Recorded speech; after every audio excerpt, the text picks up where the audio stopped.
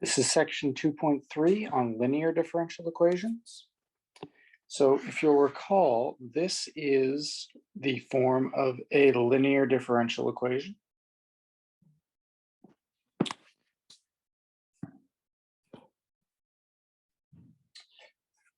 So now we will ask which of the following are linear. Just a little bit of practice to see if we can sort these out. So our first one has a dy dx term and it has a y term. And that's what we're looking for here, a dy dx and a y. But they need to be multiplied by functions of x. So 3x, that's a function of x. And x to the 4, that's a function of x as well.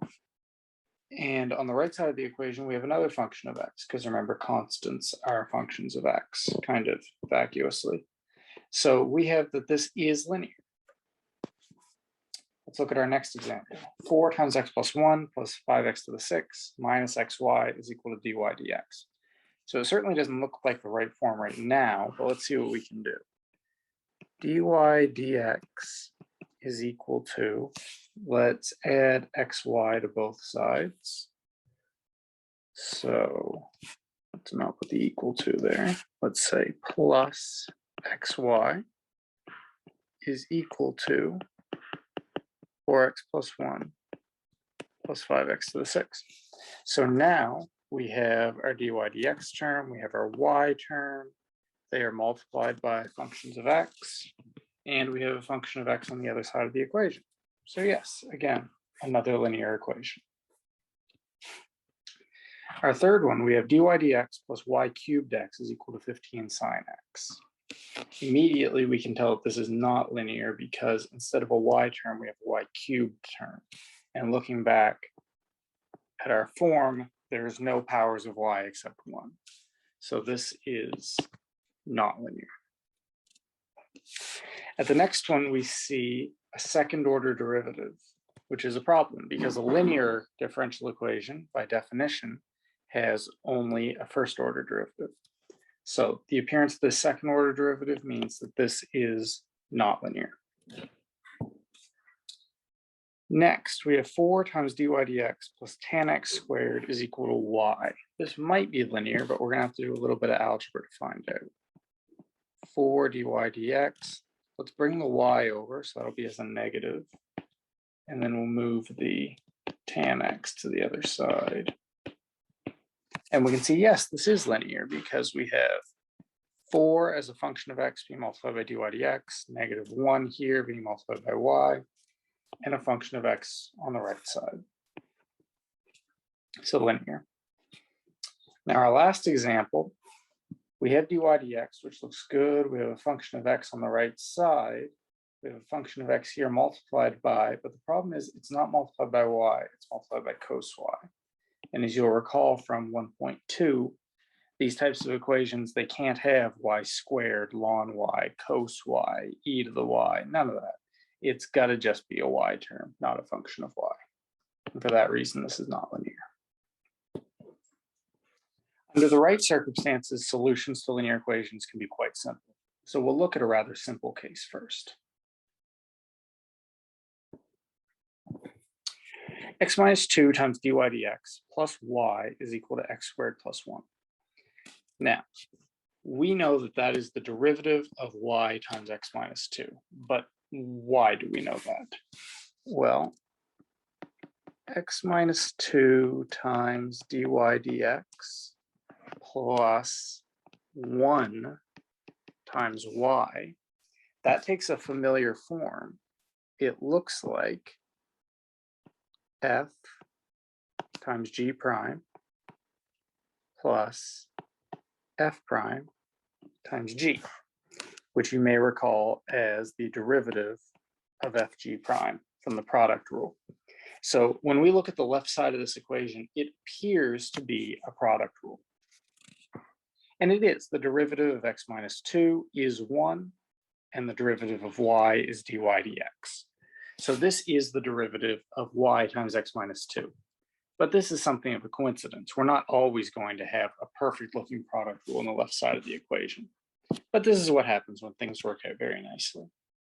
So now we know what the integral of the right-hand side will be, because if you take the integral of a derivative, it just cancels the derivative out, and we're left with y times x minus 2 on the left. Now we'll take the integral on the right-hand side as well. The integral of x squared plus 1 is 1 over 3 x cubed plus x plus c. Don't forget your constant term. Now this is a solution. It would be an implicit solution. We like explicit solutions wherever possible. So we're going to divide by x minus 2 on both sides. And then finally, this 3c term, we're going to simplify as d. So this is our final explicit solution. And I suppose to be technical, you would say that the interval is equal to negative infinity to 2 to infinity, because clearly this doesn't work when x is equal to 2, because y doesn't exist when x equals 2. But now we're going to move into a more standard way of looking at things. So standard form of a linear differential equation occurs when one divides both sides of the equation by a1 of x. So we'll just scroll back up here to see what that means. If one were to divide both sides of this equation by a1 of x, you would isolate the dy dx term, and we would get something of the form dy dx all by itself, not multiplied by anything, plus some function of x times y is equal to some function of x. Now, an integrating factor is a term that can be multiplied on both sides of the equation.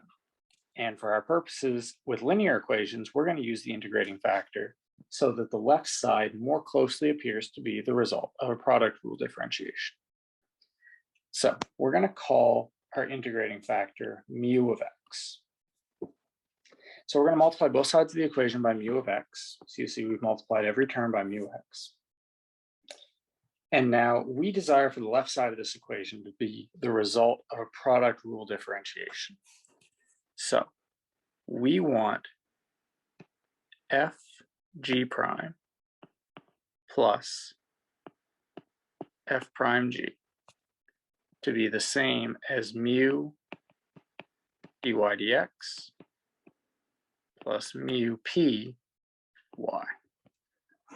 Well, g is y because g prime is right here, dy dx. But the rest is less clear.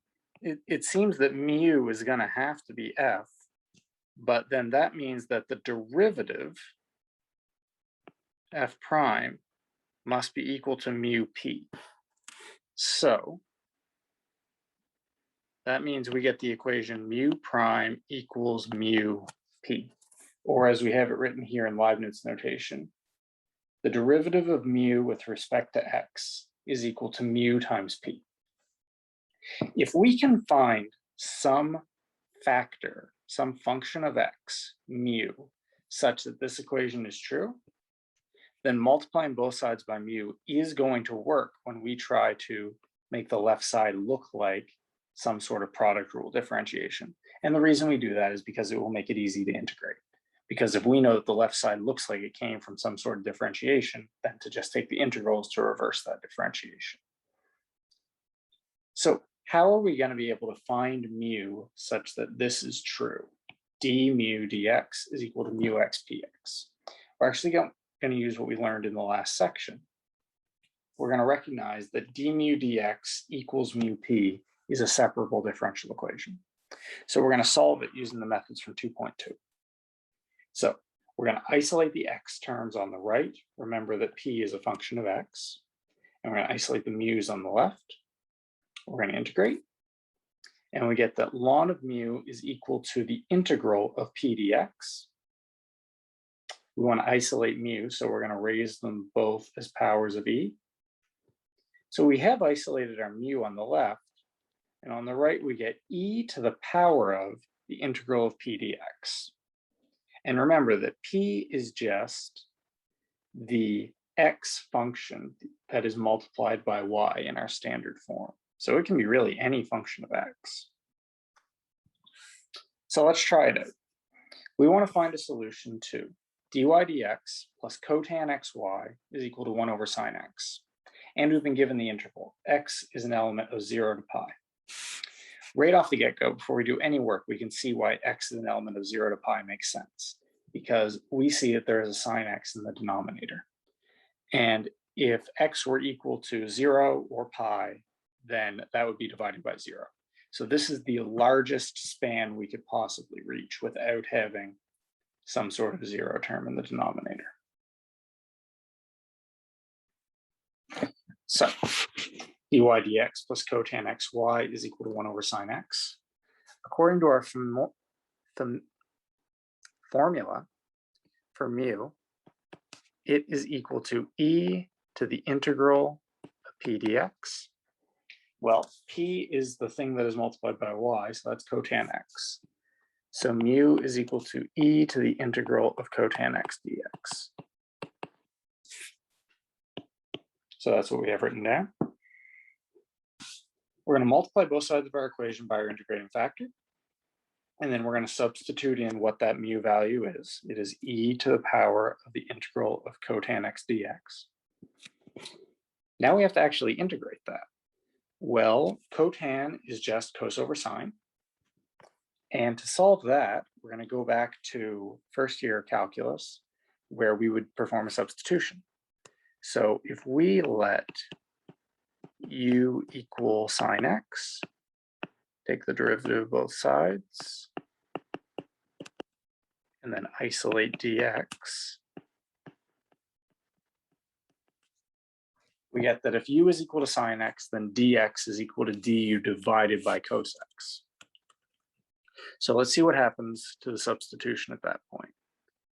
The integral of cos x sine x dx is equal to the integral of cos x divided by u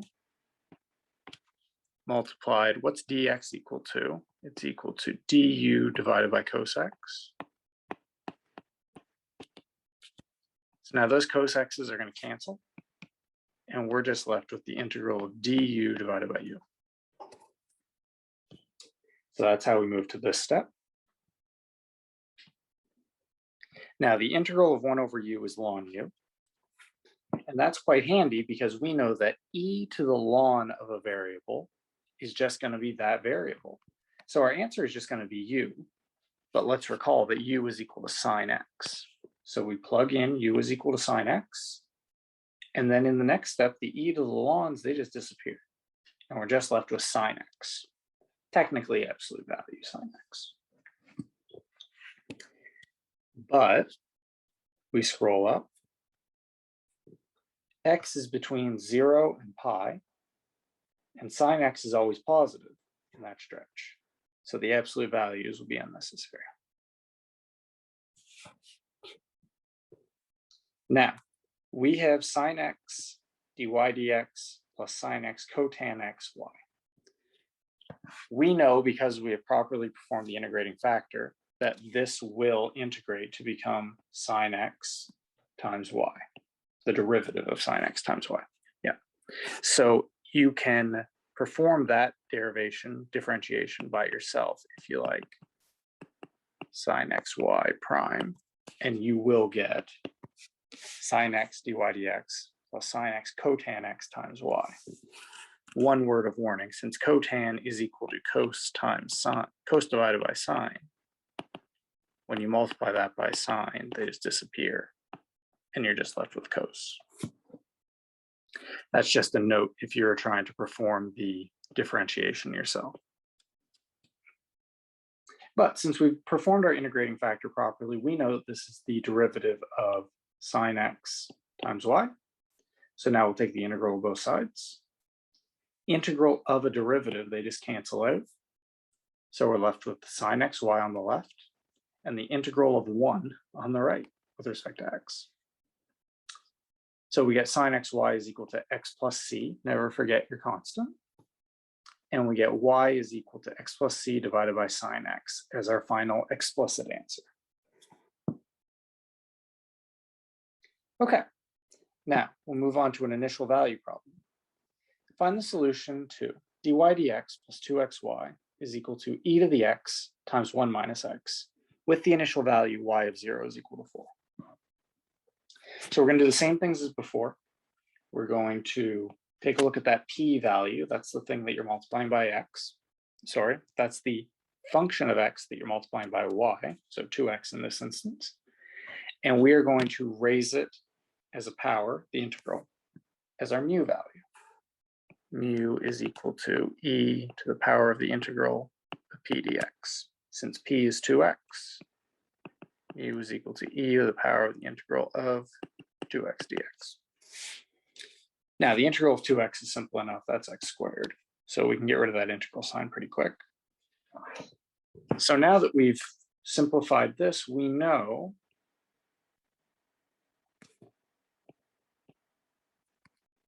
that this is the product rule result of e to the x squared times y, the derivative of that. So now we'll take the integral of both sides. Remember that the integral is just going to cancel with that derivative, so we're just left with e to the x squared times y on the left, and the integral of e to the x on the right. Now the integral of e to the x is just e to the x, so don't forget to add your constant, but it stays the same. And now we want to isolate this y value. So we're going to divide both sides by this e to the x squared. Recall that when you are dividing two exponents with the same base, you just subtract the exponent. So it becomes e to the x minus x squared. And with c, we just multiply that by e to the negative x squared, because dividing by e to the x squared is the same as multiplying by e to the negative x squared. So this is our explicit solution, but we've been given an initial value. Y of 0 is equal to 4. So we're going to plug in y equal to 4, x equal to 0.